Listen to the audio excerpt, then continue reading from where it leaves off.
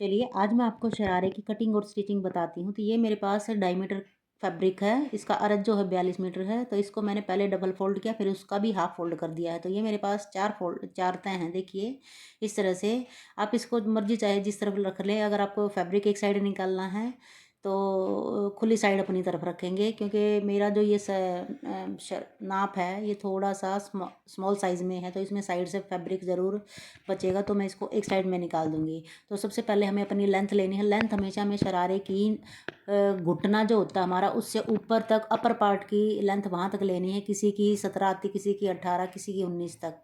बहुत ज़्यादा हाइट है तो उसकी 20 तक भी आ जाती है। तो इसकी जो अपर पार्ट की लेंथ है वो 17 इंच तैयार है।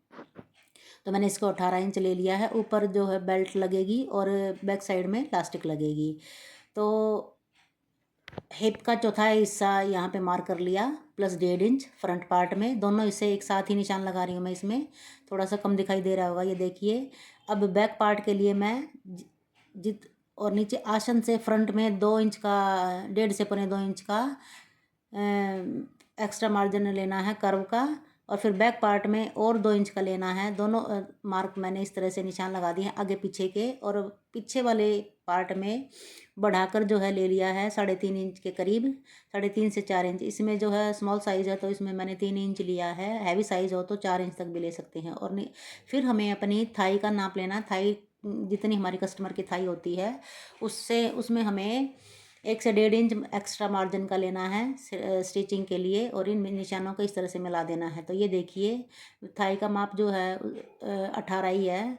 तो मैंने इसको 20 ले लिया है दोनों तरफ से, क्योंकि 18 है तो 18 का हाफ 9 इंच हो गया।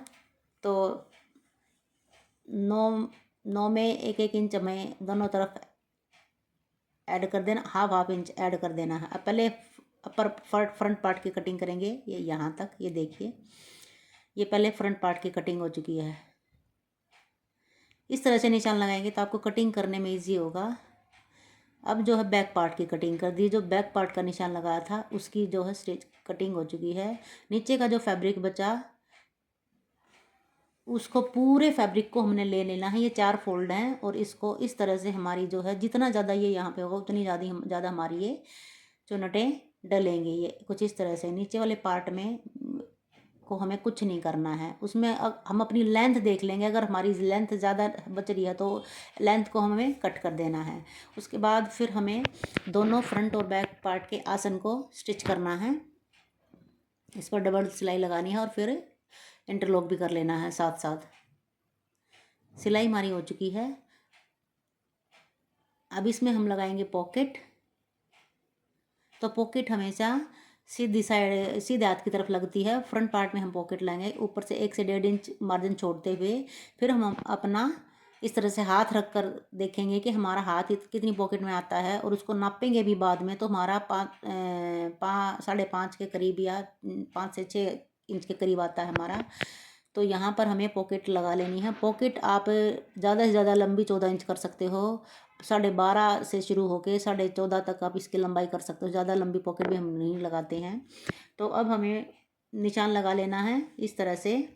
ये पहले मैं आपको दिखा रही हूँ। इस तरह से पैंट में लगती है। पैंट साइड स्टाइल में भी हम पॉकेट लगा सकते हैं। तो अब ये निशान मैंने लगा लिया। वहाँ पे स्टिच करके कॉर्नर को कट कर देना है अच्छे से।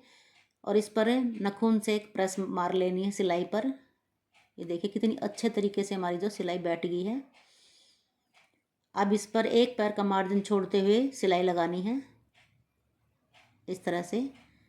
अब पॉकेट को अंदर की, जब पीछे की तरफ तो अंदर की तरफ फोल्ड करते हुए एक पैर का मार्जिन लेना है। अब इसको वापस यूँ सीधा करना है और फिर एक टॉप स्टिच लगानी है ताकि हमारी जो सिलाई गुम हो जाए। अब ये देखिए हमारी पॉकेट जो है लग चुकी है। अब इसकी किनारी पर भी हमें सिलाई लगा लेनी है, यहाँ पर और ऊपर भी, ताकि हमारा जो बैक पार्ट हम जॉइंट करेंगे तो हमारा जो है इधर उधर ना खिसके। अब हमें इसमें फ्रंट पार्ट में प्लेट डालनी है। जो हमारा जो सेंटर, जैसे हम प्लाजो कटिंग करते हैं, जो हम सेंटर पॉइंट बनाते हैं, वैसे ही हमें सेंटर पॉइंट लगाते हुए इसमें प्लेट डालनी है। प्लेट 1 से 4 इंच तक होती है। जो पॉकेट वाला हिस्सा होता है उसको भी ऊपर से एक पैर की सिलाई लगा लेनी है। अब हमें बेल्ट अटैच करनी है, तो बेल्ट हमेशा 4 इंच की कटिंग होगी। और फ्रंट हमारी जो बेल्ट होगी वो कितनी तैयार होगी, तो जो हमारा हिप होता है, हिप का हाफ हमारी जो है बेल्ट रेडी होती है हमेशा। इसकी किनारी पर एक टॉप स्टिच लगा लेना और एक बार फिर फोल्ड करके इस पर किनारी पर फोल्ड लगा लेना है। इस तरह से बेल्ट रेडी हो चुकी है। अब बेल्ट को उल्टी तरफ से लगाना शुरू करना है। दोनों हिस्सों को पकड़ लिया है और इस पर स्टिच लगा लेनी है। प्लेट जो है हमेशा अंदर की तरफ दोनों प्लेट्स का मुंह होना चाहिए। एक का बाहर एक का अंदर नहीं होना चाहिए। अब बेल्ट को वापस बाहर की तरफ पलटते हुए बिल्कुल किनारी पर एक टॉप स्टिच लगा लेंगे। देखिए बेल्ट हमारी कितनी अच्छे तरीके से लग चुकी है। अब हमें इसके साथ बैक पार्ट को ज्वाइंट करना है। इसको नीचे से जोड़ते हुए आना है, नीचे से सिलाई शुरू करनी है इस तरह से।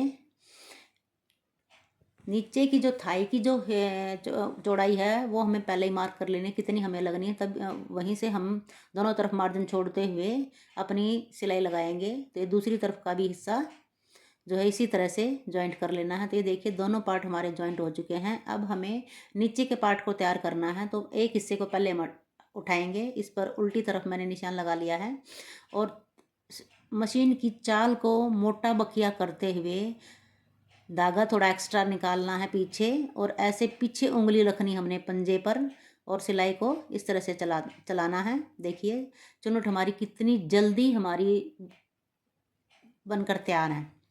ये देखिए जितनी हमारी थारी हमें तैयार रखनी है उससे 1 इंच एक्स्ट्रा हमें सिलाई का मार्जिन छोड़ते हुए इसे रेडी करना है। कम ज़्यादा है तो धागा खींच कर अब कर सकते हैं।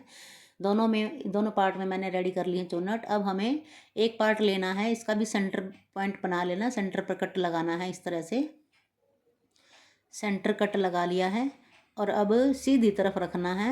ये देखिए अगर ज़्यादा है तो आप इसको इस तरह से अंदर की तरफ चुन्नट एडजस्ट भी कर सकते हैं और हमें इसके ऊपर एक सिलाई लगानी है इस तरह से। अगर ज़्यादा है आपका तो ऊपर वाला पार्ट, चुन्नट वाला पार्ट ज़्यादा है तो इसको आगे पीछे भी कर सकते हैं धागा खींच कर। तो ये देखिए एक पार्ट हमारा अटैच हो चुका है। दोनों पार्ट मैंने अटैच कर दिए हैं और इन पर ओवरलॉक भी साथ साथ कर दिया है मैंने। अब नीचे से एक पैर की सिलाई का एक पैर का जितना होता है हमारा उतना हमें इसको स्टिच करना है। इस पर कोई लेस वगैरह लगवानी है, कोई लटकन की लेस है, कोई समोसा लेस है, कुछ भी आप इस पर लगा सकते हैं।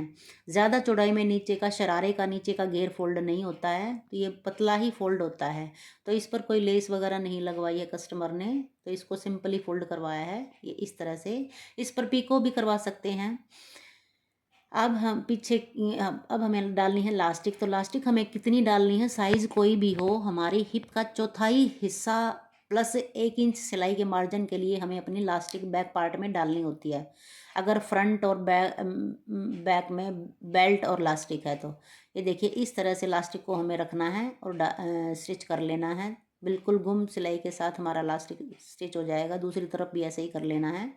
और अब इस लास्टिक को अच्छे से सेट करते हुए बिना इस पर सिलाई लगाए अच्छे से लास्टिक के साथ साथ सिलाई हमें लगा लेनी है। देखिए सिलाई हमारी लग चुकी है। दोनों सिलाई को इस तरह से मिलाते हुए लास्टिक को इस तरह से खींचना है तो हमारा जो है सेंटर पॉइंट बन जाएगा और दोनों तरफ मार्जिन बराबर आ जाएगा। और खींचते हुए हमें एक बीच की एक सिलाई लगा देनी है। ये देखिए लास्टिक और बेल्ट हमारी अटैच हो चुकी है। अब इसके जो हमने जहाँ पे हमारा शरारे की चुन्नटें हैं, अपर पार्ट पर कोई भी लेस वगैरह अगर लगानी है तो ऊपर वाले पार्ट पर हमारी लेस लगेगी, नीचे वाले पोर्शन पर हमारी लेस नहीं लगेगी।